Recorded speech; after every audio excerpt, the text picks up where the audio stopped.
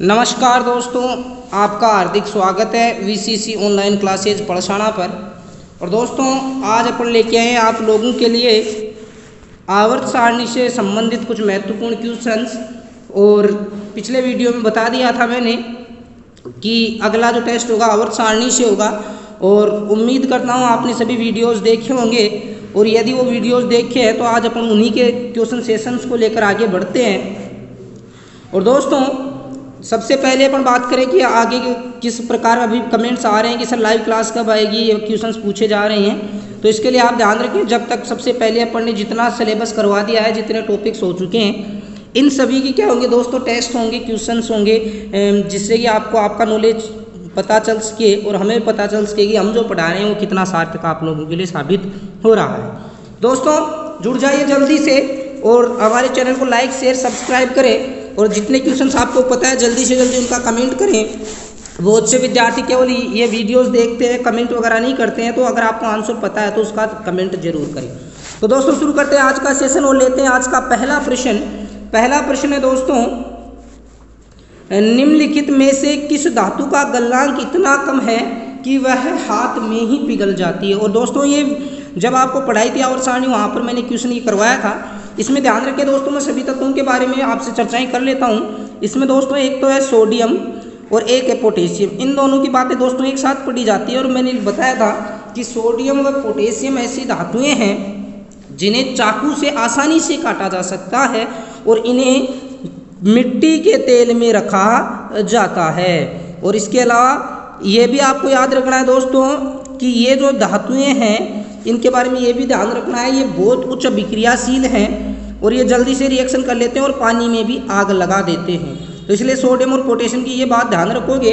और बात रही दोस्तों क्वेश्चन क्या है, अपना क्वेश्चन देखिए। अपना क्वेश्चन क्या है दोस्तों, क्वेश्चन है निम्नलिखित में से कौन सी धातु का गलनांक इतना कम है कि वो हाथ में ही पिघल जाती है। ये बताया था कि धातुओं में जो पारा या मरकरी होती है दोस्तों, वो सदैव द्रव अवस्था में पाया जाता है।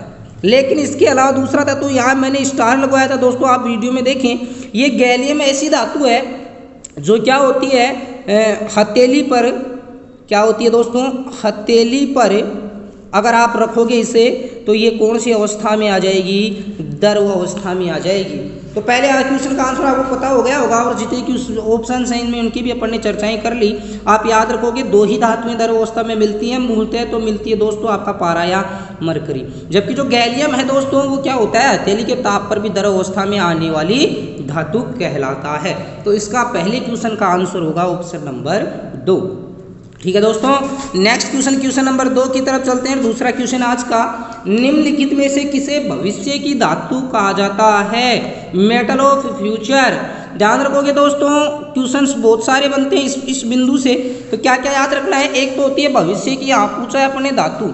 और यदि भविष्य का दोस्तों आपसे पूछ लिया जाए ईंधन, भविष्य का ईंधन पूछ लिया जाए तो आपका आंसर होगा हाइड्रोजन।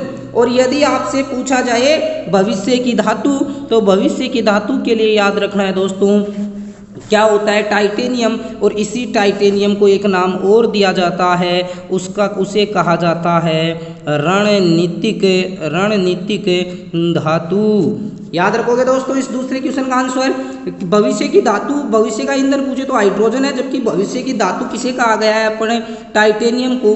और टाइटेनियम को ही कहा जाता है दोस्तों रणनीतिक धातु। तो ठीक है दोस्तों, दूसरा क्वेश्चन कंप्लीट है आपका। चलते हैं नेक्स्ट क्वेश्चन की तरफ बढ़ते हैं। जल्दी से लाइक शेयर सब्सक्राइब करें। क्वेश्चन नंबर 3 लेते हैं आज का। एटम उत्प्रेरक के नाम से किसे जाना जाता है। तीसरा प्रश्न है दोस्तों, एटम उत्प्रेरक क्या है। ऑप्शन है प्लेटिनम, निकल, प्लेडियम और एल्यूमिनियम। यहाँ ध्यान दोगे दोस्तों आप, क्या होगा दोस्तों, प्लेटिनम, निकल, प्लेडियम और एल्यूमिनियम। ये क्या है दोस्तों, फैक्ट वाला क्वेश्चन है और फैक्ट का सीधा आंसर देना है। मैंने स्पष्ट लिखा रखा है दोस्तों, जब आपको डी ब्लॉक एलिमेंट्स पढ़ाए हैं वहाँ पर प्लेटिनम की चर्चाएं की थी। और प्लेटिनम के बारे में क्या याद रखना है दोस्तों, यह एक तो निम्न क्रियाशील धातु है। याद रखोगे दोस्तों, धातुओं में यदि निम्न क्रियाशील की बात करें, सबसे कम क्रियाशील वाला धातु में यदि कोई आता है तो वो आता है दोस्तों कौन, प्लेटिनम। ये जल्दी से खराब नहीं होता है, जल्दी से रिएक्शन नहीं करता है। इसके अलावा दोस्तों याद रखोगे ये प्रकृति में स्वतंत्र अवस्था में पाया जाने वाला धातु है, क्योंकि ये रिएक्शन करता नहीं है जल्दी से, तो ये क्या होता है दोस्तों, ये प्रकृति में स्वतंत्र अवस्था में पाया जा सकता है। नेक्स्ट देखिए दोस्तों, तीसरा बिंदु इस प्लेटिनम से संबंधित क्या याद रखना है, इसे कहा जाता है दोस्तों, तीसरा बिंदु इसे कहा जाता है दोस्तों सफ़ेद सोना, इसे कहा जाता है वाइट गोल्ड। याद रखोगे दोस्तों, सफ़ेद सोना या वाइट गोल्ड के नाम से किस धातु को जानते हैं, तो आप कहोगे प्लेटिनम। और दोस्तों एक नेक्स्ट बात और इसमें बता देता हूँ, एक सफ़ेद सोना और सफ़ेद चांदी किसे कहते हैं, तो आप याद रखोगे जो पेट्रोलियम है, जो पेट्रोलियम है दोस्तों, पेट्रोलियम इसे क्या कहा जाता है दोस्तों, इसे कहा जाता है वाइट सिल्वर यानी सफ़ेद चांदी। याद रखना है दोस्तों। और इसके अलावा इसी प्लेटिनम को कहा जाता है दोस्तों एडम उत्प्रेरक, ग्रुप डी में पूछा था दोस्तों, एडम उत्प्रेरक कहा जाता है। तो आपका क्वेश्चन क्या था, एडम उत्प्रेरक के नाम से किसे जानते हैं, तो किसे जानते हैं दोस्तों, प्लेटिनम को। इसके अलावा भी जो फैक्ट बाकी बताए हैं वो ध्यान रखोगे, प्रकृति में स्वतंत्र मिलता है, कम अभिक्रियाशील है, इसे सफ़ेद सोना वाइट गोल्ड कहते हैं और इसे ही एडम उत्प्रेरक के नाम से जाना जाता है। जबकि जो पेट्रोलियम है इसे क्या कहते हैं दोस्तों, सफ़ेद चांदी कहा जाता है। चलिए दोस्तों, क्वेश्चन नंबर 3 हो गया है। नेक्स्ट क्वेश्चन नंबर 4 की तरफ बढ़ते हैं और ये क्या है, निम्नलिखित में से कौन सी धातु रोशनी के बल्बों के फिलामेंट के रूप में प्रयुक्त होती है। ये दोस्तों आप ध्यान रखोगे, इसमें क्या है, ये क्वेश्चन बहुत सिंपल था, आप मेरे को पता है बहुत सबको लगभग ये आता है। आप क्या कहते हो दोस्तों कि किसे जानते हैं अपन फिलामेंट के रूप में किसका यूज करते हैं, तो आपका आंसर होगा टंगस्टन। लेकिन दोस्तों ऑप्शन में टंगस्टन है नहीं। और ये जब पहली क्लास हुई थी लाइव, अपन पहली बार लाइव आए थे, वहाँ पर मैंने इसकी चर्चाएँ कर ली थी आप लोगों से कि कुछ जो धातु तत्व है उनके जो लैटिन नाम है और अंग्रेजी नाम में जब इनका रूपांतरण हुआ तो उनमें कुछ चेंजेज आ गए हैं, और उसी का एक एग्जाम्पल है टंगस्टन, जिसका प्रतीक भी याद रखना है दोस्तों, क्या होता है, W। और इसमें क्या क्या नाम है दोस्तों, पहला जो है फेरम, फेरम यानी अपन क्या जानते हैं, लोहा, और लोहे को क्या कहा जाता है, Fe इसका प्रतीक होता है। सभी नाम जो है चेंज करके लिखे हैं अपन ने। दूसरा ऑप्शन है दोस्तों वुल्फम, और वुल्फम का प्रतीक क्या होता है दोस्तों, W होता है, इसे ही वास्तव में क्या कहा जाता है, टंगस्टन।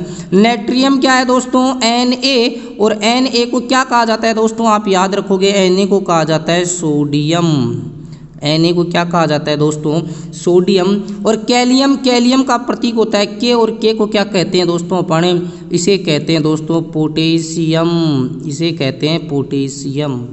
तो ये सारे नाम आपको ध्यान रखने हैं दोस्तों, इनका लैटिन और अंग्रेजी रूपांतरण में चेंज है, इसलिए इसकी ऐसा क्वेश्चन बन सकता है और ये कन्फ्यूज कर सकता है। याद रखोगे दोस्तों, सारे तत्व जो खास वो लिखवाए हुए हैं आपको, आप अपने जो भी वीडियोज़ हैं, तो जिन्होंने वीडियोज़ नहीं देखे हैं एक बार पुनः वीडियोज़ देखें, फिर आपको क्वेश्चन करने में बड़ा आनंद आने वाला है। अपना क्वेश्चन था फिलामेंट में कौन सी धातु, तो आपको याद है टंगस्टन, लेकिन टंगस्टन का प्रतीक क्या होता है, W, और इसे पढ़ा क्या जाता है दोस्तों, इसे पढ़ा जाता है वुल्फम। नेट्रियम Na जिसे सोडियम पढ़ते हैं, कैलियम पोटेशियम K जिसे अपन पढ़ा जाता है। इस आधार पर इसका जो आंसर होगा ऑप्शन नंबर 2 इसका सही जवाब होगा। चलिए दोस्तों नेक्स्ट क्वेश्चन नंबर 5 की तरफ बढ़ते हैं। 5वां क्वेश्चन क्या है, निम्न कथनों पर विचार करें, और मेंडलीव का बात चल रही है। मेंडलीव आवर्त सारणी में समस्थानिकों के स्थान सुनिश्चित नहीं थे, और 19वीं शताब्दी में मेंडलीव ने आवर्त नियम प्रस्तुत किया जो परमाणु भार पर आधारित है। उपरोक्त में से कौन सा कथन सही है। तो याद रखोगे दोस्तों, इसके मेंडलीव से संबंधित बहुत से क्वेश्चंस आपकी परीक्षाओं में पूछे जा सकते हैं। इनकी मैं बात कर लेता हूँ एक एक क्वेश्चन की। तो क्या क्या याद रखना है कि देखो दोस्तों, जब अपन बात कर रहे हैं मेंडलीव की, मोजले की आ जाती है 1913 में। इसमें आपको याद ये रखना है दोस्तों, मूल बात ये है कि जब मेंडलीव साहब ने क्या आवर्त सारणी बनाई 19वीं शताब्दी में, तो उस समय तक कुल कितने तत्व ज्ञात थे इनको, 63 तत्वों का पता था। नेक्स्ट बात, इनके आधार क्या था, इनका आधार क्या था, इनका आधार था, किस आधार पर जमाया इन्होंने, परमाणु भार के आधार पर आवर्त सारणी को व्यवस्थित किया दोस्तों। नेक्स्ट, इन्होंने 2 तत्वों का चयन किया रिएक्शन के लिए, हाइड्रोजन व ऑक्सीजन। इन्होंने 2 तत्वों का चयन किया, रिएक्शन करवा के देखी और बाद में अपने गुण लिखाए, और वो तत्व कौन से थे, हाइड्रोजन तथा ऑक्सीजन थे। नेक्स्ट बात याद रखोगे, इन्होंने 63 तत्वों को रखा और बीच में क्या छोड़े, रिक्त स्थान छोड़ दिए। फिर उसके बाद में आया एक बोरोन लिखा था, उसे अपन ने स्कैंडियम लिख दिया, ये नाम वगैरह आए। और उसके बाद में जब आगे बढ़ते हैं तो अपन पढ़ते हैं इसकी कमियाँ। तो देखिए इसमें पहला एक आंसर मेरे को मिल चुका है यहाँ से। इसमें क्या 19वीं शताब्दी में मेंडलीफ ने आवर्त नियम प्रस्तुत किया जो परमाणु भार पर आधारित था। और अभी अपन ने बात की मेंडलीफ ने परमाणु भार के आधार पर ही बताए थे, यानी इसका दूसरा कथन तो क्या है, बिल्कुल सही है। अब जांच करते हैं दोस्तों पहले कथन की। तो जब आवर्त सारणी की कमियां पढ़ते हैं मेंडलीफ की, तो 3 मुख्य कमियां पाई जाती हैं। कौन कौन सी हैं दोस्तों, याद रखोगे। एक तो क्या था, एक तो किसका स्थान सुनिश्चित नहीं था, हाइड्रोजन का स्थान सुनिश्चित नहीं था, कमी नंबर 1 दोस्तों। दूसरी जो कमी थी इसकी वो क्या थे, जो आइसोटोप थे, यानी क्या थे, समस्थानिक। और समस्थानिकों के बारे में इसने कोई बात नहीं की, समस्थानिकों का स्थान सुनिश्चित नहीं था। और तीसरा, कुछ तत्वों में इन्होंने क्या किया था, भार नियम का पालन नहीं किया था। ये 3 मुख्य क्या थी दोस्तों, मेंडलीफ की आवर्त नियम की कमियां थी। और इसमें देखिए क्या अपना कोई सा भी कथन है क्या, तो पहला कथन पढ़िए, मेंडलीफ आवर्त सारणी में समस्थानिकों के स्थान निश्चित नहीं थे। अपन ने अभी बात की है कि दूसरी जो मूल कमी थी वो यही थी कि आवर्त सारणी में क्या नहीं था, समस्थानिकों यानी आइसोटोप के स्थान सुनिश्चित नहीं थे। यानी पहला कथन भी सही है और दूसरा भी सही है। तो इसका आंसर क्या हो जाएगा दोस्तों, 1 और 2 दोनों कथन क्या है दोस्तों, सही है। तो ये हो गया ऑप्शन नंबर 3 इसका सही जवाब। चलते हैं दोस्तों नेक्स्ट क्वेश्चन की तरफ। क्वेश्चन नंबर 6, सौर सेलों में प्रयुक्त होता है, और ऑप्शन है सीजियम, सिलिकॉन, टाइटेनियम और जस्ता। याद रखोगे दोस्तों, पहले मैं इनके प्रतीक लिख देता हूं ताकि आपको आसानी रहे। सिलिकॉन का प्रतीक होता है SI, टाइटेनियम का क्या होता है दोस्तों T, और सीजियम का होता है CS, और जस्ता का होता है ZN। और याद रखना है दोस्तों इस क्वेश्चन का आंसर कैसे देंगे। अब मैंने बात की थी वीडियो में कि जो दोस्तों सीजियम नामक तत्व होता है, ये क्या होता है दोस्तों, जल्दी से क्या कर सकता है, इलेक्ट्रॉन निकाल देता है, यानी इसकी आयोनाइजेशन एनर्जी क्या होती है, कम होती है, आयनन विभव क्या होता है, कम होता है। और अगर जल्दी से इलेक्ट्रॉन देगा तो इसका यूज हो सकता है सेल बनाने में, प्रकाश विद्युत सेल या सौर सेल बनाने में। इसलिए आप याद रखोगे दोस्तों इस बात का सही जवाब, इसके लिए आप कंफर्म ध्यान रखोगे, सौर सेल बनाने में कौन सी धातु का प्रयोग होता है, सीजियम का। और सीजियम का ही क्यों, क्योंकि इसकी आयोनाइजेशन एनर्जी, आयनन विभव का मान क्या होता है, कम होता है। तो इस आधार पर याद रखोगे दोस्तों, सीजियम क्या होता है, ऐसा धातु है जिसका प्रयोग होता है सौर सेल बनाने में। नेक्स्ट क्वेश्चन की तरफ बढ़ते हैं। प्रश्न नंबर 7, पृथ्वी पर सर्वाधिक मात्रा में पाया जाने वाला धातु तत्व है लोहा, एल्यूमिनियम, कैल्शियम और सोडियम। यहाँ गौर करने वाली बात क्या है दोस्तों, क्या पूछा है अपन को, धातु। एक बार मैं सभी तत्व लिख देता हूँ जो सर्वाधिक मात्रा में पाए जाते हैं, वो भी अपन ने वीडियोस में डिस्कस किया है। तो देखिए क्या है दोस्तों, ये क्वेश्चंस वो हैं जो परीक्षाओं में पूछे गए हैं, और अपन ने जितना मैटर आपको पढ़ाया वहाँ से आप कंपैरिजन करके देख ले सकते हैं कि एक भी क्वेश्चन अपना जो होगा इसमें छूटेगा नहीं। यदि अपन ने पूरे वीडियोस देखे तो एक भी क्वेश्चन गलत नहीं होगा दोस्तों। चाहे आप बात कर रहे हो रीट की, चाहे बात कर रहे हो पटवारी की, चाहे राजस्थान पुलिस की। अभी कुछ क्वेश्चन अपन ने सभी मिक्स करके डाले हैं, कुछ क्वेश्चन अपन राजस्थान पुलिस के हिसाब से देख रहे हैं, कुछ ग्रुप डी के हिसाब से, कुछ रेलवे के हिसाब से, कुछ रीट और पटवार के सिलेबस के हिसाब से देखेंगे। देखिए अपन ने पिछले एक वीडियो में पढ़ा था कि पृथ्वी पर या भूप्रपटी पर सर्वाधिक मात्रा में लगभग 46-46% भाग पर पाया जाने वाला तत्व कौन सा है, ऑक्सीजन। ऑक्सीजन के बाद में दूसरा कौन सा पाया जाता है दोस्तों, सिलिकॉन। और दोस्तों याद ये रखना है कि ये दोनों ही क्या हैं, अधातु हैं। यदि आपसे पूछे कि कौन सा अधातु सर्वाधिक पाया जाता है तो ऑक्सीजन, और उसके बाद में अपन को ध्यान रखना है दूसरा क्या होता है, सिलिकॉन। उसके बाद में तीसरा जो आता है दोस्तों वो आता है एल्यूमिनियम, और चौथा जो आता है वो कौन सा आता है, फेरस। तो याद रखोगे ये क्रम, ऑक्सीजन, सिलिकॉन, एल्यूमिनियम और फेरस यानी लोहा, ये क्या होते हैं, भूप्रपटी पर सर्वाधिक मात्रा में पाए जाने वाले तत्व होते हैं। अपन को पूछा है धातु तत्व, तो ये दोनों क्या हैं, धातु हैं। ज़्यादा कौन सा होता है, एल्यूमिनियम। तो इस आधार पर आप याद रखोगे इस क्वेश्चन का ऑप्शन नंबर 2 सही जवाब होगा, जिसे अपन क्या कहेंगे दोस्तों, एल्यूमिनियम कहेंगे। नेक्स्ट क्वेश्चन की तरफ बढ़ते हैं दोस्तों। क्वेश्चन नंबर 8 लेते हैं, संक्रमण तत्वों की विशेषता क्या होती है। बहुत ही अच्छा प्रश्न है दोस्तों, मैं स्टार लगा रहा हूँ इस क्वेश्चन के, ये रेलवे के हिसाब से बहुत खास प्रश्न है। संक्रमण तत्व, और आप याद करें जब आपको डी ब्लॉक और एफ ब्लॉक पढ़ाया तो वहाँ पर ये वर्ड अपन ने यूज किया था, संक्रमण तत्व।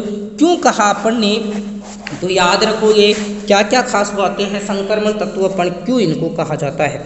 देखिए दोस्तों, डी ब्लॉक की बात करो तो वर्ग नंबर 3 से लेकर वर्ग नंबर 12 तक की चर्चाएं चलती रहती हैं, और इनमें आपको ध्यान ये रखना है कि ये जो डी ब्लॉक वाले तत्व होते हैं इनमें क्या होता है दोस्तों, अपूर्ण डी ब्लॉक, अपूर्ण डी कक्षक। इनका डी कक्ष क्या रहता है दोस्तों, खाली रहता है, और खाली रहने के कारण ही इनको क्या नाम दिया गया है दोस्तों, संक्रमण तत्व नाम दिया गया है, जिससे कि ये परिवर्तनशील ऑक्सीकरण अवस्था या संयोजकता दर्शाते हैं। फिक्स नहीं है ये, जिस पदार्थ या जिस मिश्रण जिस यौगिक में जुड़े हुए हैं उसके आधार पर अपनी ऑक्सीडेशन स्टेट दिखाते हैं। तो इस आधार पर आप ध्यान रखोगे संक्रमण तत्व किन्हें कहते हैं, तो आपका याद होना चाहिए डी ब्लॉक तत्वों को कहा जाता है। और डी ब्लॉक तत्वों के अंदर भी कौन सा ब्लॉक अपूर्ण रहता है, अपूर्ण डी ब्लॉक रहता है, इसलिए आप क्या याद रखोगे, इन्हें क्या कहा गया है, संक्रमण तत्व। जबकि दोस्तों एफ ब्लॉक तत्व है ना दोस्तों, इसकी बात करें अपन, जिसमें एक्टिनाइड और लेंथेनाइड दो जोड़े थे, इन्हें क्या नाम दिया है, इन्हें नाम दिया है आंतरिक संक्रमण तत्व।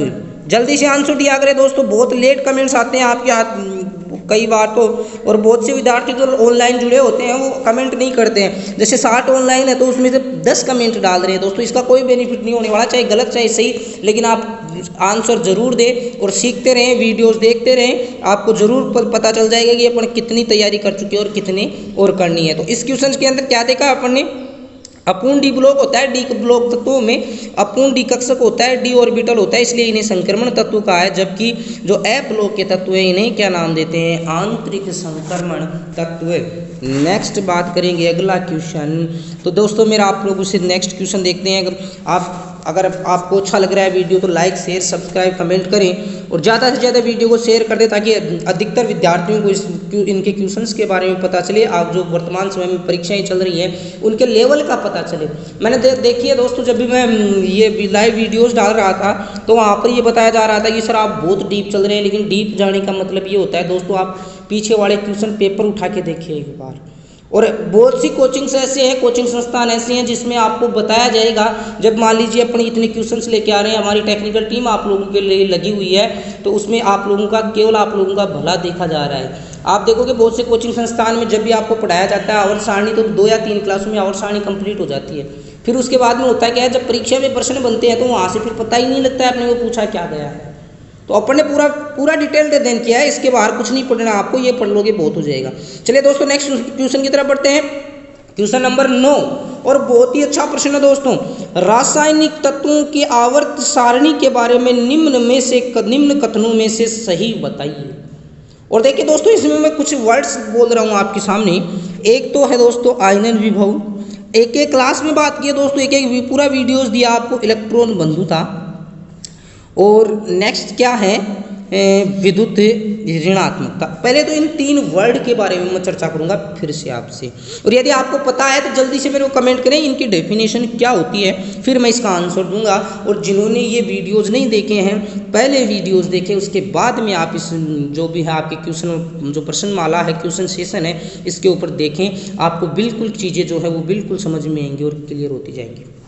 चलिए दोस्तों, मैं डिस्कस करता हूं सबसे पहले आयनन विभव, आयनाइजेशन पोटेंशियल, ये क्या होता है। सबसे पहले बात कर रहा हूं दोस्तों मैं किसकी, आयनन विभव की बात कर रहा हूं, इसका मतलब क्या होता है। तो दोस्तों अपने डेफिनेशन देखी है पहले कि कोई भी जो मान लीजिए तत्व है, ये मान लीजिए कोई भी एक ए नाम का तत्व है, इसकी कक्षाएं कुछ इस प्रकार व्यवस्थित होती हैं। और मान लीजिए ये सबसे बाहरी कक्षा ये बाहर वाली है, इसमें यहाँ क्या है दोस्तों, इलेक्ट्रॉन है, यहाँ भी क्या है दोस्तों, इलेक्ट्रॉन है। तो क्या करना है दोस्तों, अपने को ये इलेक्ट्रॉन क्या करना है, यहाँ से बाहर निकालना है। इलेक्ट्रॉन को क्या निकालना है, इलेक्ट्रॉन को निकालना है बाहर। एक वर्ड की बात कर रहा हूँ दोस्तों मैं, इलेक्ट्रॉन को बाहर निकालने के लिए अपन ने जो इसको ऊर्जा दी है, इस परमाणु को, इस तत्व को जो ऊर्जा दी है, उस ऊर्जा को कहा जाता है आयनन विभव या आयनाइजेशन एनर्जी, आयनन ऊर्जा। तो देखिए दोस्तों, आपको समझ में आया होगा, आयनन विभव का मतलब किसी परमाणु के बाह्यतम कोश से, बाहरी कोश से इलेक्ट्रॉन को बाहर निकालने के लिए, या संयोजी कोश से इलेक्ट्रॉन को बाहर निकालने के लिए जो ऊर्जा उसको दी है, उस ऊर्जा को कहा जाता है दोस्तों आयनन विभव। और आपसे ये बात भी की थी कि न्यूनतम और अधिकतम आयनन विभव किसका होता है। न्यूनतम अभी बात की थी मिनिमम आयनन विभव अभी पढ़ने पड़ा था, सीजियम का जल्दी से इलेक्ट्रॉन त्याग देता है। और दूसरा नेक्स्ट मैक्सिमम किसका होता है, तो अपन ने ये भी पढ़ा है मैक्सिमम आयनन विभव किसका होता है, ये तो मिनिमम है, ये सीजियम मिनिमम और ये हीलियम क्या होता है दोस्तों मैक्सिमम। पटवार की दृष्टि, पटवार और रीट के लिए ये विशेष प्रश्न है दोस्तों, याद रखो अगर राजस्थान पुलिस में प्रश्न बनेगा तो केवल ये जो 3 अपन ने कथन लिखे हैं उनमें से 3 प्रश्न बनाए जा सकते हैं, लेकिन पटवार और रीट के लिए आप विशेष ध्यान दें, ऐसे ही प्रश्न मिलने वाले हैं। पीछे के पेपर उठाकर देखिए आप कि कैसे आपके क्वेश्चन बनाए जा रही है। तो उसी को देखते हुए अपन ने एक प्रश्न वाले जो भी प्रश्न हैं वो सेट किए हैं। मेरा पहला बिंदु आपका क्लियर हुआ है तो जल्दी से कमेंट करें क्या आप लोगों ने आयनन विभव समझा। पुनः देख लीजिए, किसी भी तत्व से या किसी भी तत्व की बाहर वाली जो कक्षा है उससे इलेक्ट्रॉन को बाहर निकालने के लिए जो ऊर्जा अपन ने दी है बाहर से, उसे कहा जाता है आयनन विभव। और मिनिमम आयनन विभव सीजियम का और मैक्सिमम किसका होता है, हीलियम का होता है। आप लोगों ने समझ लिया होगा ये मिनिमम और मैक्सिमम क्यों होता है, ये भी मैं आपसे बात कर सकता हूँ, क्यों अपन ने ज़्यादा रट्टा नहीं मारे। देखिए एक तो चलते हैं अपन इधर आवर्त सारणी में, एक चलते हैं इधर, यानी एक तो ऊपर से नीचे, एक अपन कहाँ जा रहे हैं लेफ्ट टू राइट, और एक चल रहे हैं दोस्तों अप टू डाउन, ऐसे ही चलते हैं। तो देखिए अप टू डाउन चलते हैं तो आकार क्या होता है दोस्तों, बढ़ता है। इधर तो क्या होता है आकार बढ़ता है और इधर आकार क्या होता रहता है, घटता रहता है। आकार क्या होता है, इनका आकार छोटा होता रहता है। अब आकार बढ़ रहा है दोस्तों, एक बात अपन समझ सकते हैं, एक इतने बड़े आकार का परमाणु है, दूसरा छोटे से आकार का परमाणु है। तो यहाँ क्या होगा, ये छोटा जो आकार वाला है यहाँ पर आकर्षण बल ज़्यादा होगा, जबकि यहाँ आकर्षण क्या होगा दोस्तों कम। तो ये आसानी से इलेक्ट्रॉन कहाँ से निकाल सकते हैं, यहाँ से निकाल सकते हैं, जबकि यहाँ से इलेक्ट्रॉन निकालना है तो अपने को क्या ऊर्जा ज़्यादा देनी पड़ेगी। इसलिए कम आकार वाले का आयनन विभव क्या होता है ज़्यादा, और ज़्यादा आकार वाले का क्या होता है कम।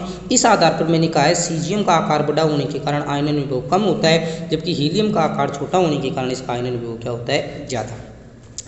नेक्स्ट अब देखिए क्या मेरी बात, अब मैं पहले कथन पर चलता हूँ। किसी एक आवर्त के अनुदिश आयनन विभव धीरे धीरे कम होता है, पहला कथन सही है या पहला कथन गलत है, ये चीज़ मेरे को देखनी है। आवर्त के अनुदिश यानी आवर्त किसे कहते हैं दोस्तों, ये तो क्या होती है दोस्तों, अपन बात करें आवर्त की बात होती है, ये वाली लाइनें क्या होती हैं आवर्त, और ये क्या होते हैं वर्ग। ये तो क्या है वर्ग और ये क्या है दोस्तों आवर्त।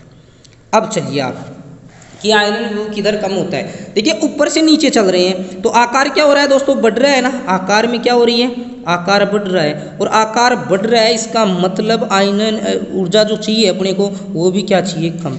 यानी ऊपर से नीचे आते हैं वर्ग में जाते हैं तो आयनन ऊर्जा क्या होती रहती है कम, जबकि इधर चल रहे हैं अपन लेफ्ट टू राइट चल रहे हैं दोस्तों। एक बार देख लीजिए लेफ्ट टू राइट चल रहे हैं, आप अपने क्वेश्चन की तरफ चल रहे हैं, इधर चल रहे हैं। तो मैं क्या कहूँगा, इनकी जो साइज होगी, इनका जो आकार होगा वो आकार क्या होगा निरंतर घटता रहेगा। और यदि दोस्तों आकार घट रहा है ना तो वहाँ पर क्या देखा जाएगा कि आयनन ऊर्जा क्या चाहिए वहाँ पर ज़्यादा चाहिए, तभी तो हीलियम की क्या थी मैक्सिमम थी। तो अपना होना क्या चाहिए कि बाएं से दाएं या आवर्त में आप बढ़ते हो ना तो आयनन विभव धीरे धीरे घटने के बजाय धीरे धीरे क्या होना चाहिए बढ़ना चाहिए। यानी पहला जो कथन है वो क्या है दोस्तों, अपना कथन पहला क्या है गलत। पहले की बात कंप्लीट। अब चलते हैं कथन नंबर 2 की। तत्वों में किसी एक वर्ग में जैसे जैसे परमाणु भार बढ़ता है इलेक्ट्रॉन बंधुता क्या होती रहती है कम होती रहती है। अब इलेक्ट्रॉन बंधुता की बात कर लेता हूँ। इलेक्ट्रॉन जो एफिशिएंसी है इसे क्या कहते हैं, इलेक्ट्रॉन बंधुता का मतलब क्या होता है। अब वर्ग की बात हो रही है यानी दोस्तों अपने को चलना है ऊपर से नीचे। पहले इलेक्ट्रॉन बंधुता का मतलब क्या होता है, कोई भी ये एलिमेंट है दोस्तों, ये कोई तत्व है और ये अपनी ओर इलेक्ट्रॉनों को क्या करने की क्षमता रखी है, इलेक्ट्रॉनों को आकर्षित करने की जो क्षमता होती है। इलेक्ट्रॉन बंधुता दिखाई है दोस्तों, याद रखना इलेक्ट्रॉन से भाईचारा, बंधुता यानी इलेक्ट्रॉन से आकर्षित कर रहा है। तो किसी भी तत्व की इलेक्ट्रॉन आकर्षित करने की जो क्षमता है दोस्तों उसे कहा जाता है इलेक्ट्रॉन बंधुता। और याद रखोगे दोस्तों कि अपन अगर आवर्त सारणी में इधर चलते हैं तो इधर तो सारे आते हैं धातु, इधर क्या आते हैं दोस्तों धातु, और इधर क्या आते हैं दोस्तों अधातु। तो इलेक्ट्रॉन लेने की कैपेसिटी किसकी ज़्यादा होती है, अधातुओं की। तो याद रखोगे जब लेफ्ट टू राइट चलोगे तो जो इलेक्ट्रॉन बंधुता है उसका मान क्या होता रहता है बढ़ता है। जबकि अप टू डाउन चले दोस्तों, अप टू डाउन तो क्या होगा, धातुविक गुण बढ़ रहे हैं, धातु ज़्यादा आ रहे हैं ऊपर से नीचे चले तो उसमें क्या होते हैं धातु इलेक्ट्रॉन लेने के बजाय देने में विश्वास रखता है। धातु हमेशा इलेक्ट्रॉन का त्याग करना चाहती है, जबकि ये क्या कह रहा है इलेक्ट्रॉन त्याग कर रहा है तो ऊपर से नीचे चलें तो इनकी इलेक्ट्रॉन बंधुता क्या होनी चाहिए, घटनी चाहिए, इलेक्ट्रॉन बंधुता कम होनी चाहिए। अब प्रश्न में आ जाइए, तत्वों के किसी एक वर्ग में यानी ऊपर से नीचे, आवर्त का मतलब बाएं से दाएं चल रहे हैं और वर्ग का मतलब ऊपर से नीचे, जैसे जैसे परमाणु बाहर बढ़ता है, ये बात सही है, ऊपर से नीचे चलेंगे तो परमाणु बाहर बढ़ेगा ही बढ़ेगा। इलेक्ट्रॉन बंधुता क्या होती है, कम होती है। क्या ये बात सही है, क्या ये बात सही है, क्या ऊपर से नीचे चलते हैं तो क्या इलेक्ट्रॉन बंधुता घट रही है क्या, क्योंकि धातु एक गुण बढ़ रहे हैं। तो ये बात बिल्कुल क्या है दोस्तों, सही है। यदि आपको ये चीज़ समझ में आई है तो जल्दी से कमेंट करें।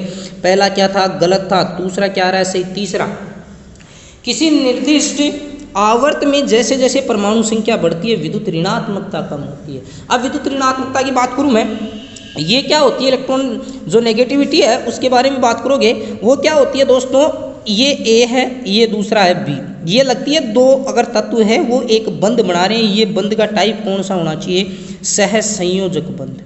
इलेक्ट्रॉनों की साझेदारी करके इन्होंने क्या बनाया है, बंध बनाया है। तो सहसंयोजक बंध में क्या होता है दोस्तों, एक जो तत्व होता है वो क्या होता है, इलेक्ट्रॉन देने में विश्वास रखता है, एक इलेक्ट्रॉन लेने में विश्वास रखता है। और यहाँ पर क्या है दोस्तों, ये मान लीजिए ये दो इलेक्ट्रॉन है, तो इनमें से एक तत्व क्या करता है, इन इलेक्ट्रॉनों को अपनी ओर खींच लेता है। यहाँ क्या था दोस्तों, इसमें अपन ने इलेक्ट्रॉन बंधुता में क्या थी, कोई अकेला तत्व इलेक्ट्रॉन आकर्षित करे। और इसमें क्या हो रहा है दोस्तों, ये एक यौगिक बन रहा है। देखिए एक बंध द्वारा एक यौगिक बना रहे हैं, इस यौगिक में दो तत्व हैं और इनमें से एक तत्व का गुण क्या है कि ये इलेक्ट्रॉनों को अपनी ओर आकर्षित करने की क्षमता रखता है। अब बात कर लेते हैं किस आधार पर देखा जाएगा इस बात को। इस आधार पर जैसे अपन पढ़ रहे हैं, एक तो चलेंगे लेफ्ट टू राइट, एक चलेंगे अप टू डाउन यानी ऊपर से नीचे। बाएं से दाएं चलेंगे तो आपको क्या देखने को मिलेगा दोस्तों, बाईं तरफ धातुएं हैं, इधर वाली साइड तो क्या है धातुएं, इधर क्या है अधातुएं। तो देखिए इलेक्ट्रॉन खींचने में कौन ज़्यादा स्मार्ट है, अधातुएं। तो यानी बाएं से दाएं चलोगे तो इनके अधात्विक गुण बढ़ेंगे, अधातु ज़्यादा मिलेंगे आपको।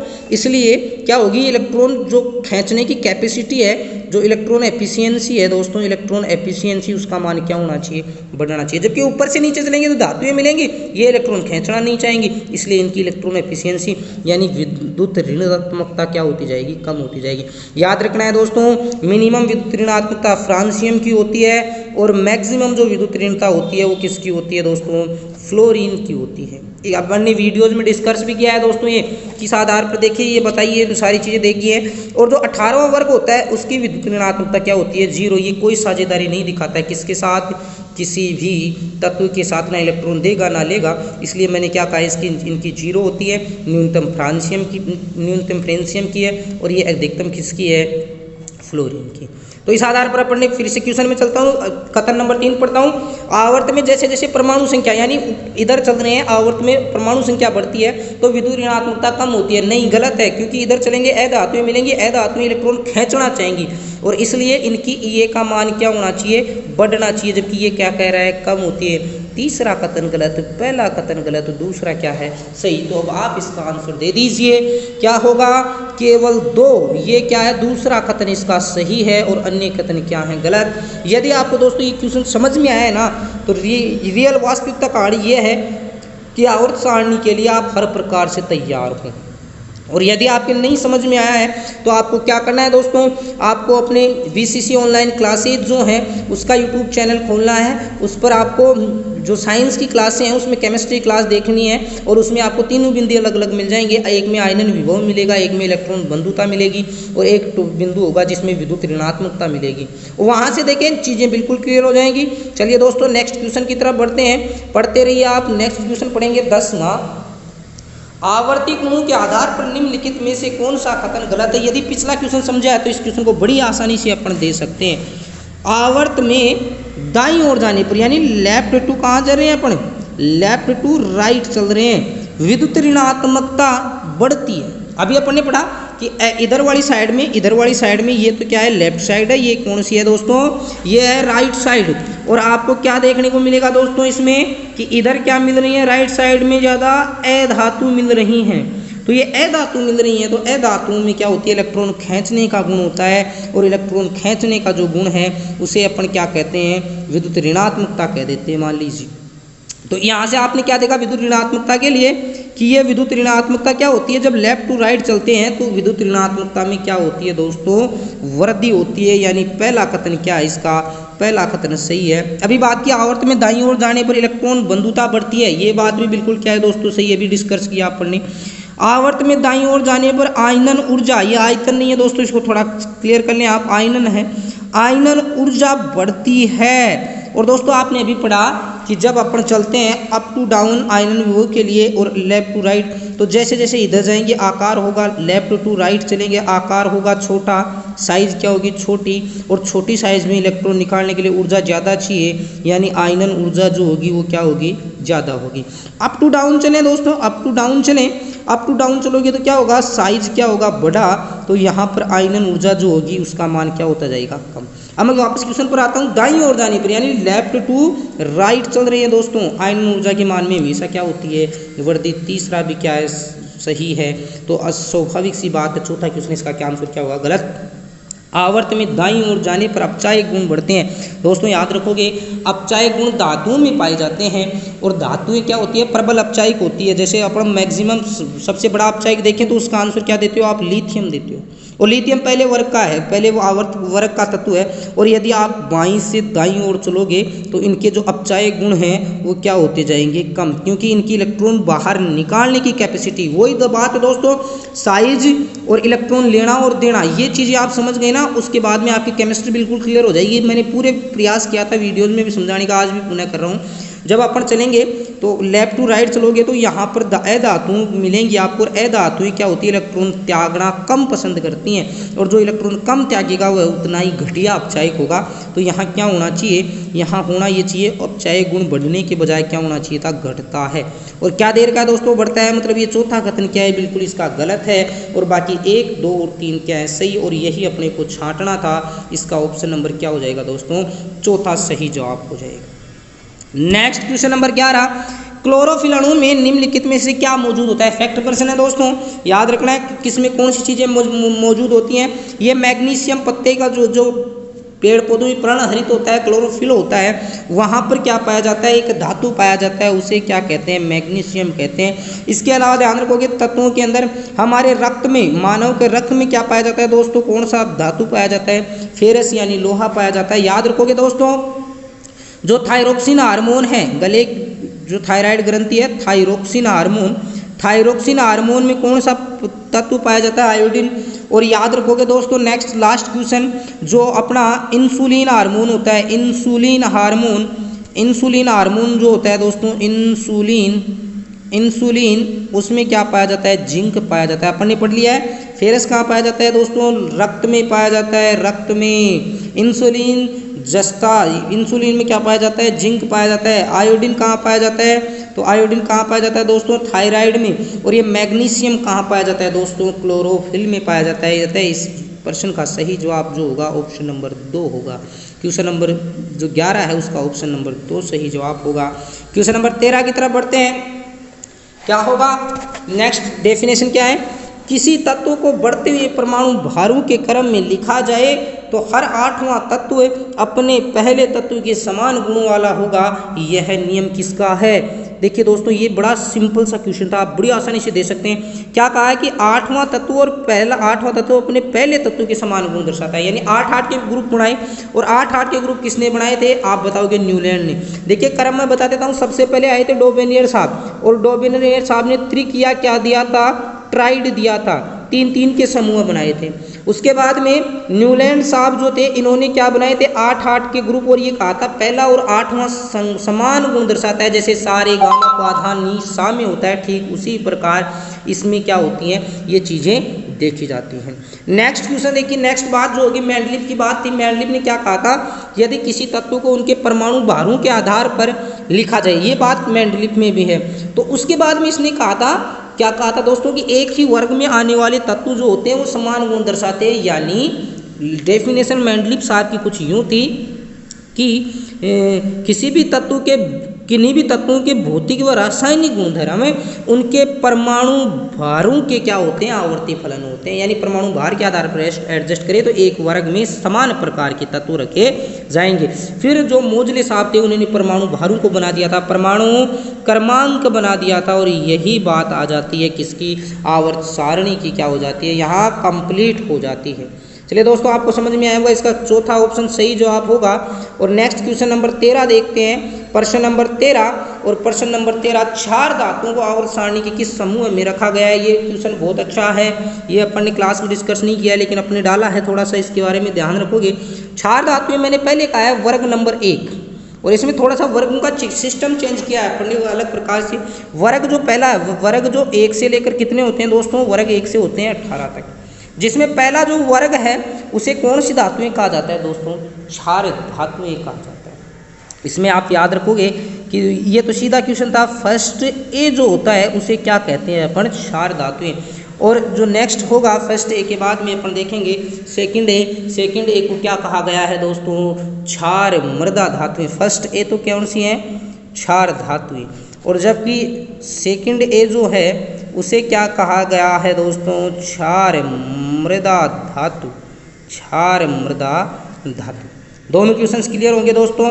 चलते हैं, इसका ऑप्शन कौन सा हो जाएगा, पहला जो वर्ग है उसे क्षार धातुओं के नाम से जाना जाता है। चलते हैं नेक्स्ट क्वेश्चन की तरफ। अगला जो प्रश्न है अपना 14वां क्वेश्चन देखिए दोस्तों, क्या है, किस समूह के तत्वों को सिक्का धातु कहा जाता है।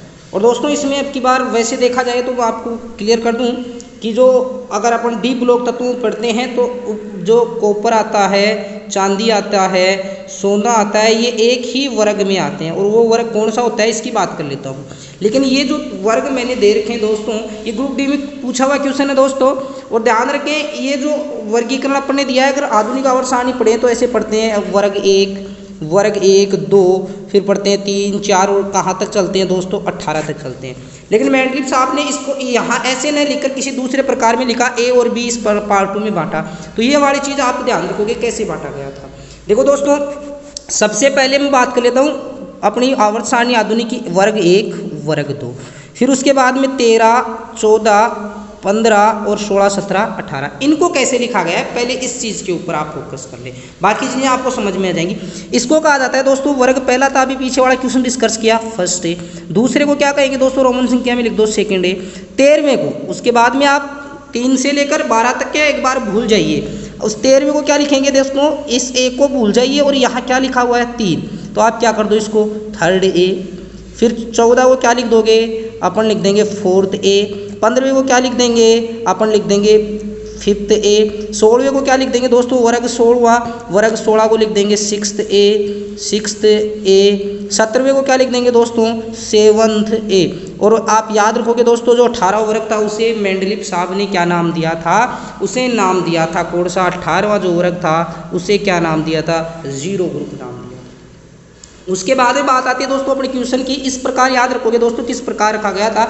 इसके बाद में इन्होंने क्या किया, वर्ग 1 हो गया, वर्ग 2, वर्ग 3 की बात करें, वर्ग जो तीसरा है उसकी बात कर लें, वर्ग तीसरा, चौथा, 5, 6, 7, 8, 9, 10, 11 और 12 इन वर्गों की बात करते हैं कि इनको कैसे रखा गया था। याद रखोगे दोस्तों, पहला वर्ग, वर्ग नंबर 1 जो था उसे क्या नाम दिया था, वर्ग 1 को फर्स्ट ए दिया। वर्ग 2 को क्या नाम दिया था अपन ने, वर्ग 2 को क्या नाम दिया था दोस्तों, सेकंड ए। और ये उसके बाद में ये जो थर्ड ए है ये कौन से वर्ग का नाम था, 13वें वर्ग का। तीसरे वर्ग को क्या लिखा इन्होंने, इसके लिए थोड़ा सा उल्टा चले, फिर कैसे चलेंगे, इसे कहेंगे दोस्तों 11वें वर्ग में चलें, फर्स्ट बी। 12वें को कहेंगे दोस्तों सेकंड बी। मैंने कहा था ना 10 को भूल जाइए एक बार, बाद में अपने आप चीज़ें क्लियर हो जाएंगी। बाकी डी ब्लॉक, ये सारे जो कौन सा ब्लॉक है दोस्तों, डी ब्लॉक में ही है सारी दिक्कतें। इसमें डी ब्लॉक जो है उसमें दिक्कतें आएंगी आपको इस वर्ग में, अगर रोमन संख्या में आप भरोगे तो। लेकिन मैंने कहा है पहला वर्ग फर्स्ट ए, दूसरा वर्ग सेकंड ए, ये पहला हो गया, ये दूसरा हो गया। उसके बाद में 13 के बाद में चलो आप, वर्ग 13 को थर्ड ए, 14 को फोर्थ ए, अभी बताया 15वें को fifth A, sixth A, seventh A, और लास्ट में क्या हो गया, जीरो ग्रुप। नेक्स्ट आती है बात डी ब्लॉक की, 3 से लेकर 12वां तक। तो 10 से ऊपर चलिए 11वां और 12वां, फर्स्ट बी और सेकंड बी। इसको क्या लिखेंगे दोस्तों अपन, अब इसको लिख देंगे थर्ड, ये बी में लिख दो सारे, थर्ड बी। इसको क्या लिखेंगे दोस्तों, इसको लिख देंगे फोर्थ बी। इसको क्या लिख देंगे दोस्तों, फिफ्थ बी। छठे को क्या लिख देंगे दोस्तों, सिक्स्थ बी। सातवें को क्या लिख देंगे दोस्तों, सेवंथ बी। और 8, 9 और 10 को केवल और केवल कौन सा ग्रुप कहा गया है दोस्तों, 8वां ग्रुप। ऐसे उम्मीद करता हूँ समझ में आया होगा। यदि समझ में आ गया जिस प्रकार मैंने वर्गीकरण लिखा है तो जल्दी से कमेंट लिखें, जल्दी से कमेंट करें, आपका आंसर बिल्कुल मिलने वाला है। फिर मैं क्वेश्चन की तरफ डिस्कस करूँगा। क्या बताया दोस्तों, फिर से समझ लीजिए। वर्ग 1 से 18 तक अपने को सीधे याद रहते हैं, लेकिन रोमन संख्या में कैसे रखना है मैंड्रिप ने कैसे रखा था, पहला फर्स्ट है, दूसरा सेकेंड है, फिर 13वें में चलो थर्ड है, फोर्थ है, फिफ्थ है, सिक्स्थ है, सेवंथ है और लास्ट का 0। फिर 3 से लेकर 12 तक चलते हैं तो पहले 11, 12 भर लो। 11, 12 में क्या भरेंगे, 11वां फर्स्ट बी, 12वां सेकेंड बी। फिर आ जाइए तीसरे पर third B, fourth B, fifth B, sixth B और सातवें को क्या लिखेंगे, सेवंथ बी। 8, 9, 10 को कौन सा कहते हैं, सीधा का सीधा 8वां ग्रुप कहते हैं। और दोस्तों यदि 11वें ग्रुप की बात करूँ ना, आप 11वां जो आपका ग्रुप है 11वां, और 11वें को अपन ने क्या लिखा है दोस्तों, ये 10 को भूल जाइए, क्या आएगा फर्स्ट। लेकिन ए नहीं लिखूंगा, ए पहले लिख दिया है पहले को, तो 11वें को क्या लिखूंगा, फर्स्ट बी लिखूंगा। और इस फर्स्ट बी में आप क्या क्या देखोगे, कॉपर मिलेगा आपको, चांदी मिलेगा और सोना मिलेगा। ये कौन से में आ रहे हैं, 11वें में। और 11वें को क्या कहा है, फर्स्ट बी ग्रुप डी का क्वेश्चन है, याद रखोगे। इसका ऑप्शन नंबर क्या हो जाएगा, 2। एक बार जरूर प्रैक्टिस करें, आप प्रैक्टिस कर लेना इसकी, बहुत महत्वपूर्ण क्वेश्चन है, ग्रुप डी में पूछा गया है, आगामी परीक्षाओं में पूछा जा सकता है। ठीक है दोस्तों, नेक्स्ट क्वेश्चन चलते हैं। क्वेश्चन नंबर 15, निम्न सूचियों को सुमेलित करो और इनकी संयोजकता के आधार पर बताया था। संयोजकता मैंने रटाई है दोस्तों आप लोगों को। पहला ग्रुप संयोजकता कितनी होगी, +1। दूसरा ग्रुप प्लस, दूसरे ग्रुप की +2। उसके बाद में अपन 3 से लेकर 12 तक डी ब्लॉक की बात ही नहीं करते हैं। फिर चलते हैं सीधा 13वां ग्रुप, 13वें ग्रुप की कितनी हो जाएगी, +3।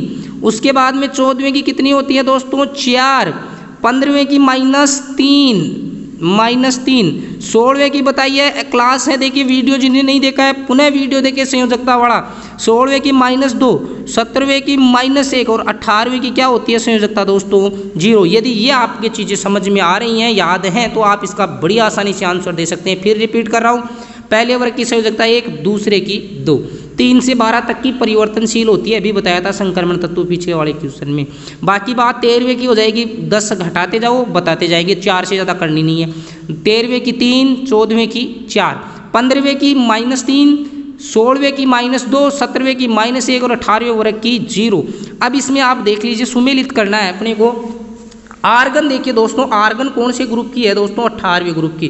तो 18वें ग्रुप की संयोजकता क्या होगी, 0। यानी सबसे पहले जो होगा वो या तो देख लीजिए 3 सबसे पहले आना चाहिए, तो दूसरा ऑप्शन और तीसरा ऑप्शन है। अभी सारे मिला लेते हैं। पर कार्बन कौन से ग्रुप में आता है दोस्तों, 14वें ग्रुप में। तो कार्बन की कितनी हो जाएगी, 4। यानी सबसे पहले क्या आएगा, 3 आएगा। उसके बाद में क्या आएगा दोस्तों, 3 के बाद में क्या आएगा, 1 आएगा।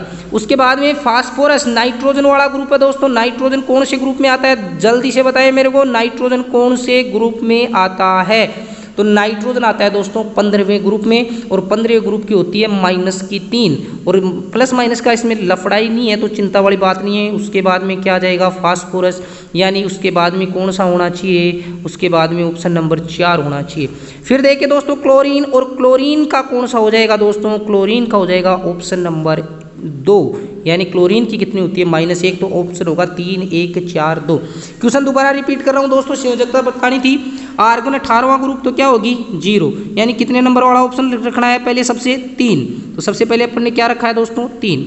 उसके बाद में कार्बन, कार्बन होता है कौन सा ग्रुप दोस्तों, 14वां। 14वें की कितनी होती है, 4। तो ऑप्शन नंबर कौन सा हो जाएगा उसके लिए, 1। उसके बाद में फास्फोरस, फास्फोरस 15वां, -3 होती है दोस्तों, लेकिन जिनकी कोई टेंशन थी नहीं, अपन ने देख लिया। ऑप्शन नंबर 4 में क्या आ रही है, ये आ रही है। उसके बाद में क्लोरीन, क्लोरीन की होती है दोस्तों 17वां ग्रुप, -1। तो ऑप्शन नंबर कौन सा है इसमें, 2 नंबर वाला है। तो यानी 3, 1, 4, 2 ये क्रम क्या होगा, इनका सही क्रम होगा। देख लीजिए कौन सी है, 3, 1, 4, 2, ऑप्शन नंबर 3 इसका क्या होगा सही जवाब। यदि क्वेश्चन समझ में आया है दोस्तों, जल्दी से कमेंट करें और बताएं, यस लिख के भेजें, ताकि हमें पता चले कि आपको क्वेश्चन समझ में आ रहा है। ठीक है दोस्तों, बढ़ते हैं नेक्स्ट क्वेश्चन की तरफ। क्वेश्चन नंबर 16, निम्नलिखित तत्वों को उनके धात्विक गुणों के अनुसार बढ़ते क्रम में व्यवस्थित करो। अभी बताए थे धात्विक गुण, देखिए, और अधात्विक गुण। ये प्रश्न पूछा जाए, अपन एक बार चलेंगे लेफ्ट टू राइट, एक बार चलेंगे अप टू डाउन। तो देखिए बाई लेफ्ट टू राइट यानी दाईं तरफ चल रहे हो ना आप आवर्त की तरफ, तो इधर क्या मिल रही है दोस्तों, अधातु मिल रही है, यानी अधात्विक गुण बढ़ रहे हैं। इधर तो अधातु मिल रहे हैं, इधर क्या मिल रही है, धातु। तो वर्ग में ऊपर से नीचे जाओगे, जिस प्रकार वर्ग में ऊपर से नीचे जाएंगे अपन, तो उनके धात्विक गुणों में क्या होती रहेगी, वृद्धि होती रहेगी। यही मेरे को क्या करना है, जमाना है। तो देखिए दोस्तों, ये सारे जो ग्रुप हैं, ये जो पहले तत्व दे रखे हैं पहले वर्ग के, और पहले वर्ग का क्रम अगर आपको याद है तो वो उसका क्या हो जाएगा, सही क्रम। ऊपर से नीचे जमाएंगे तो धात्विक गुण बढ़ जाएंगे, और बढ़ते क्रम में ही अपन को क्या करना है दोस्तों, इसमें व्यवस्थित करना है। तो देखिए तो पहला वर्ग बताता हूँ, hydrogen, lithium, sodium, potassium, rubidium, उसके बाद में आता है दोस्तों सीजियम, और उसके बाद में क्या आता है, फ्रांसियम। इसको तो हटा दीजिए, ये तो काउंट करेंगे नहीं। तो धात्विक गुण ऊपर से नीचे जाएंगे, बढ़ेंगे, बढ़ते हुए क्रम में लिखना है। सबसे पहले लिथियम आ जाएगा, फिर क्या आएगा दोस्तों, सोडियम आएगा, फिर आएगा पोटेशियम, फिर आएगा रुबिडियम, फिर आएगा सीजियम। फ्रांसियम की बात होगी नहीं। तो याद रखोगे दोस्तों, कौन सा आ जाएगा, क्रम से जमाना है। सबसे पहले क्या आना चाहिए, लिथियम, ऑप्शन 3 और 4 में है। उसके बाद में क्या आना चाहिए, सोडियम। अपन पढ़ते हैं ना दोस्तों, है लीना की रब से फरियाद, तो अगर ये लाइन भी याद है तो इसका आंसर दे दोगे, लीना की रब से फरियाद, ये वाली लाइन भी याद रख सकते हैं अपन। तो देखिए इसमें ली फॉर सबसे पहले लिथियम, ऑप्शन 3 4 में, फिर ना Na यानी सोडियम, फिर की का मतलब क्या हो जाएगा, के, ये लीजिए दोस्तों, क्या हो जाएगा, पोटेशियम, फिर क्या होएगा, रब, Rb, उसके बाद में क्या लिखना है, Rb, इसमें आ रहा है सीजियम पहले, लेकिन ऑप्शन नंबर 3 में क्या आ रहा है, Rb, ये सही है। फिर अपन से का मतलब Cs यानी ये वाला। तो इस आधार पर अपन ने देख लिया कौन सा ऑप्शन सी होगा, इसमें ऑप्शन नंबर 3 इसका सही जवाब होगा दोस्तों। 16 का ऑप्शन नंबर 3 सही जवाब होगा दोस्तों। नेक्स्ट क्वेश्चन की तरफ बढ़ते हैं, और क्वेश्चन नंबर 16 के बाद में क्वेश्चन नंबर 17 देखिए, इनमें इनके ये भी फैक्ट वाले क्वेश्चन है, मैच कराने हैं। सबसे हल्का अधात्विक तत्व, सबसे हल्का अधातु और आवर्त सारणी का सबसे हल्का तत्व पूछे तो आपका आंसर क्या होना चाहिए दोस्तों, हाइड्रोजन, यानी सबसे पहले कौन सा आएगा दोस्तों, 3 नंबर सबसे पहले आएगा। उसके बाद में द्रव धात्विक तत्व, अभी बात की थी द्रव धातु, एक तो आपको मरकरी याद रखना है, एक गैलियम याद रखना है। लेकिन गैलियम जनरली अपन पढ़ते हैं तो ठोस अवस्था में, जबकि हथेली पर रखेंगे तब द्रव अवस्था में। लेकिन द्रव धातु कौन सा होता है, मरकरी, यानी 3 के बाद में क्या आएगा दोस्तों, 4। सर्वाधिक आघात वर्धनीय, बताया आपको सोना क्या होता है दोस्तों, सर्वाधिक आघात वर्धनीय धातु होता है। उसके बाद में अपन क्या देखेंगे, अपन देखेंगे तो कौन सा आ जाएगा, 3 4, और उसके बाद में आएगा 1 अधातु, जो कि विद्युत का सर्वश्रेष्ठ चालक है। इसमें कंफ्यूज के लिए 2 ऑप्शन दे रखे हैं, ग्रेफाइट और सिल्वर।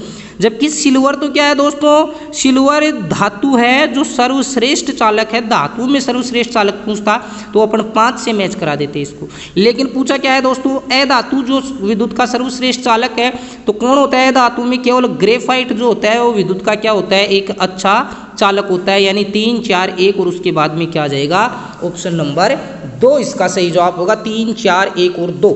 उसके बाद में देख लीजिए कौन सा मिल रहा है, 3 4 1 2 मिलाना है तो ऑप्शन नंबर 4 में इसका सही जवाब बैठ रहा है। इस आधार पर आप देखोगे ऑप्शन नंबर 4 है। क्वेश्चन थोड़े से लेंथी है, लेकिन दोस्तों मैं कह रहा हूँ अपन केवल राजस्थान पुलिस लेवल लेके नहीं चल रहे हैं, आपको पटवार और रीढ़ तक का लेवल करवा रहे हैं। तो इन चीज़ों को आप समझते रहें। और इसके बाद में अपन नेक्स्ट क्वेश्चन की तरफ चलते हैं, क्वेश्चन नंबर 18, और बिल्कुल फैक्ट क्वेश्चन है, राजस्थान पुलिस और ग्रुप डी के क्वेश्चन है ये। तत्व शब्द का प्रयोग सर्वप्रथम किसने किया था, याद रखोगे किसने किया था दोस्तों, तत्व शब्द का प्रयोग सबसे पहले किसने किया था, तो आप याद रखोगे रॉबर्ट बॉयल ने किया था, लिखाया हुआ है। और बर्जिलियस ने क्या किया था दोस्तों, तत्वों के क्या लिखे थे, सर्वप्रथम संकेत। और लेवोसियर कौन थे, जनक है रसायन विज्ञान के। इन्होंने तत्वों को सर्वप्रथम बांटने का प्रयास किया था, किसमें, धातु व अधातु में वर्गीकृत करने का प्रयास किया था। और डोबेनियर ने सबसे पहले क्या बनाए थे, अपना गुणधर्म दिए थे, या आवर्त सारणी के लिए सबसे पहले स्टार्टिंग की थी। इन्होंने सबसे पहले तत्वों को क्या किया था, स्पष्ट वर्गीकृत किया था। याद रखोगे दोस्तों सारे क्वेश्चंस। पहला बर्जिलियस तत्वों के संकेत लिखे, रॉबर्ट बॉयल साहब ने क्या किया दोस्तों, तत्व शब्द का प्रयोग सर्वप्रथम किया। लेवोसियर ने धातु व अधातु में वर्गीकरण किया, और डोबेनियर ने सबसे पहले तत्वों को सफल वर्गीकृत करने का प्रयास किया था। तो ये था दोस्तों क्वेश्चन नंबर 18 और इसका आंसर होगा ऑप्शन नंबर 2 रॉबर्ट बॉयल। और नेक्स्ट क्वेश्चन नंबर 19, प्रकृति में कुल धातु तत्वों की संख्या। देखिए दोस्तों आपसे क्वेश्चन कैसे कैसे पूछे जा सकते हैं, संख्या से लिखाया हुआ है सारा कुछ मेरा, तो आप याद रखोगे कुल तत्व कितने हैं दोस्तों 118। पहला है हाइड्रोजन, लास्ट का है ऑर्गेनाइजेशन। 118 में आप 3 डिवाइडेशन कीजिए।